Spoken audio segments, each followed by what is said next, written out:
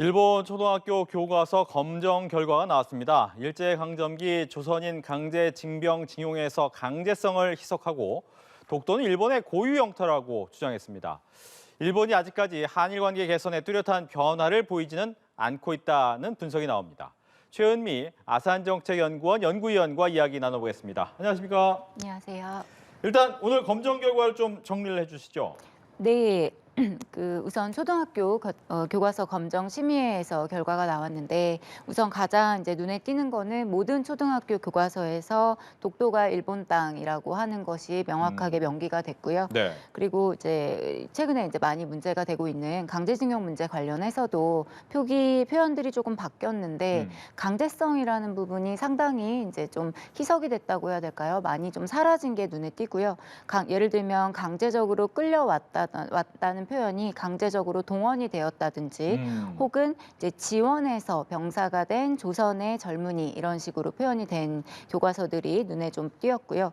그 외에도 임진왜란 당시에 조선인의 희생 관련한 것들이 삭제가 되었다든지 식민지 시대에 일단 그 조선인들에 대한 어떤 민족적인 상실감, 조선인들의 민족적인 상실감이나 자긍심에 상처가 입었다라는 내용들이 있었는데 이런 내용들도 사라졌고요. 그리고 1923년에 간토 대지진 당시에 조선인 학살이 있었다라고 하는 내용들이 삭제된 것들도 눈에 띄었습니다. 예.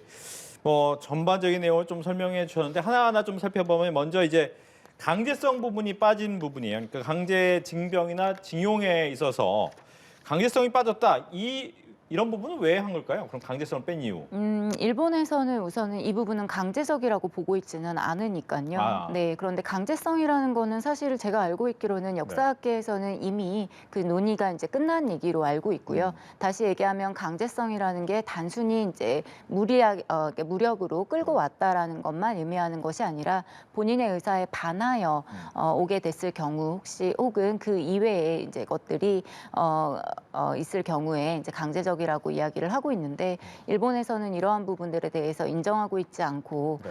과거에도 위안부 문제 때도 동일한 현상들이 발생을 했는데 이러한 것들이 강제징용 문제까지도 나타나고 있는 것 같습니다. 예. 앞서서 이제 가장 문제가 되는 부분은 이 독도 부분이다라고 얘기를 하셨어요. 독도 같은 경우에는 일본의 고유 영토라는 주장이 다 실린 거네요.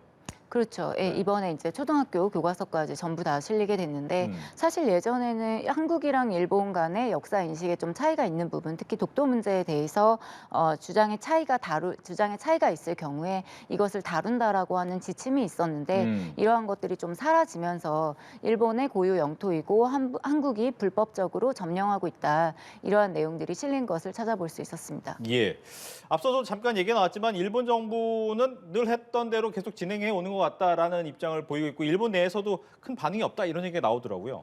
네, 일본에서는 사실 이 역사 교과서 문제, 일본도 마찬가지고 저희도 그렇지만 이게 네. 거의 이렇게 캘린더 외교라고 해야 되나요? 매년 이제 반복되고 있는 거고 예상이 되던 이제 상황이었기 때문에 네. 어떤 큰 변화가 있다라고 보기는 좀 어렵다라는 인식인 것 같고요. 네. 사실 변화가 좀 미미하다 보니까 물론 우리 입장에서 볼 때는 굉장히 커다란 것들이 많이 그렇죠. 빠졌고 굉장히 문제시해야 되는 거지만 전체적인 틀에서 봤을 때는 그때그때 변화가 좀 작다 보니 이러한 부분들에 대한 문제의식이 조금 옅은 게 아닌가 그렇게 생각이 좀 듭니다. 예. 말씀하신 것처럼 우리나라 입장에서는 굉장히 큰 거지만 일본 입장에서는 당연한 거 조금씩 변화해 오다 보니 큰 변화 없는데라고 생각할 수 있잖아요. 그렇다면 우리는 이걸 어떻게 하면 바로잡을 수가 있습니까? 네, 저는 이제 일본이 이런 부분이 굉장히 일본의 무서운 점이라는 생각이 드는데, 네. 그러니까 사실 따지고 보면은 2021년도에 그 가기 결정하고 강제 연행이나 혹은 이제 연행이라는 표현이 맞지 않다라고 하면서 징용이라는 표현으로 바꿨고, 네. 이러한 것들이 2021년도에 얘기 나오고 2022년도에 얘기가 나오고 또 올해 얘기가 나오면서 사실 그러니까 정말 조금씩 바뀌는 거죠. 그러다 보니 그들은 이게 변화가 크지 않다라고 느낄 수는 있지만 사실 역사 교과서 문제가 굉장히 오래된 문제란 말이죠. 80년대부터 있어 왔고 네. 그때부터 지금까지의 어떤 흐름을 봤을 때는 굉장히 조금씩이지만 그 변화가 전체적으로 봤을 때는 크게 변화했기 때문에 예. 여기에 대해서 우리가 뭐 항상 있었던 거니까 혹은 일상적인 거니까 된다라고 생각을 하면 저는 절대 안 될 것 같고요. 여기에 대해서 우리 스스로 문제의 심각성을 좀 인지를 해야 된다라고 보고요. 예. 특히 우리 정부에서도 할 수 있는 최대한의 조치를 취해야 되는 게 아닌가 그렇게 생각합니다. 지금 보면 이제 주일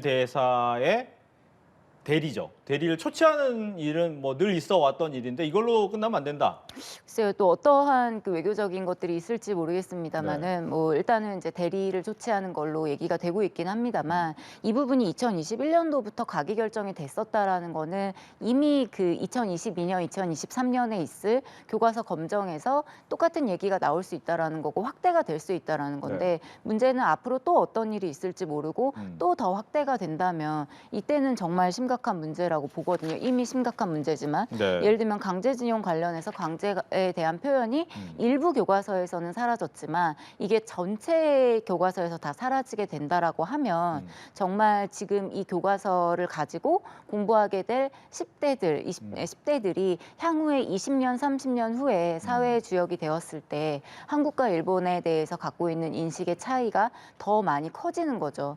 그렇기 때문에 외교적으로 할 수 있는 노력들도 기해야겠지만 궁극적으로 이거는 저는 개인적으로 이제 민관 협력, 특히 민간에서 이러한 부분들에 대한 좀 논의가 조금 더 활발히 진행이 돼야 된다고 생각을 합니다. 예. 보니까 이제 얼마 전에 한일 정상회담도 있었고 분위기가 좀 미래를 향해 나가자라는 분위기였지만 무색하게 이제 교과서, 물론 이게 캘린더상 있는 일이다라고 할 수도 있겠지만 좀 분위기가 무색해진다라는 생각이 들거든요. 그럴 수 있죠. 특히 네. 지금 한국에서는 정상회담 이후에 평가에 대해서도 부정적인 여론이 많고 또 특히나 이제 위안부 문제나 독도 문제 또 수산물 문제까지 관련해서 연이어서 나왔던 상황이기 때문에 네. 부정적인 기류가 형성되어 있는 가운데 역사 교과서 문제까지 이렇게 나오게 되면 한일 관계 개선에 있어서는 좀 부정적인 영향을 미칠 수 있다라고 보고요. 네. 특히나 이런 갈등 사안이 발생을 했을 때 한국 정부에서 조금 미적지근하게 대응을 하면 여기에 대해서 당연히 여론이 또 반발을 할 거고 그렇게 되면 정부가 취하고자 하는 어떤 대일 정책이라든지 한일 관계 개선이라든지 이러한 것들이 지지를 못 받게 되는 거죠. 그렇게 됐을 때 다시 한일 관계는 좀 어려워지고 그 상황에서 기시다 총리의 답방이라는 것도 저는 어려울 수 있다라고 보거든요. 아하. 그럼 결국에는 이게 악순환인 거죠. 그래서 우리가 해야 되는 얘기는 확실하게 하는 게 맞고 네. 우리가 이제 제3자 변제나 이러한 것들이 일본의 어떤 역사적인 책무를 지운다는 거는 절대 아니기 때문에 특히 그 부분 이제 법적인 문제에 대한 어떤 어려움이 있었기 때문에 이 부분에 대한 해결책 해법을 마련한 거라고 보고요. 그렇기 때문에 일본에서는 역사적인 부분에 대해서는 조금 더 직시를 하고 네. 서로의 의견이 다른 부분이 있기 때문에 여기에 대해서는 특히나 교육에 대해서는 명확하게 알려주는 게 필요하다고 생각합니다. 예. 일단 G7에 우리나라가 초청은 됐어요. 그때 그러면 약간의 기시다 총리나 한일 관계의 변화가 될 만한 일본의 어떠한 행동이 있을 수 있습니까? 근데 G7 자체는 사실 한일 양자의 자리는 아니고 오히려 일본의 외교라든지 일본이 이제 뭐 인도태평양 관련해서 네. 또 최근에 새로운 플랜이라고 해서 내기도 했는데 그러한 것들을 조금 더 보여주는 자리이고 또 이제 핵 문제라든지 이런 안보 관련된 얘기들이 많이 논의가 될 거다 보니까 양자에 대한 얘기가 글쎄요 표면적으로 드러나기는 저는 어려울 거라고 보고요. 다만 뭐 오프로라도 비공개 회의더라도 뭔가 좀 개최가 된다면 그러한 곳에서 저희가 요구해야 될 부분들은 조금 더 명확하게 요구를 할 수는 있겠죠. 알겠습니다. 이렇게 해서 일본 초등학교 교과서 검정 결과에 대해 최은미 아산정책연구원 연구위원과 이야기 나눠봤습니다. 오늘 잘 들었습니다. 감사합니다.